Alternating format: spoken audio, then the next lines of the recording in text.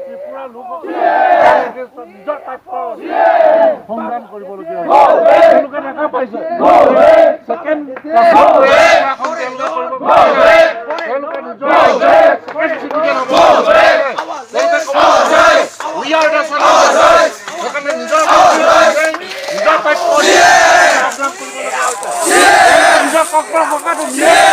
পথত দেখা পাইছে সেইকাৰণে তেওঁলোকে সংগ্ৰাম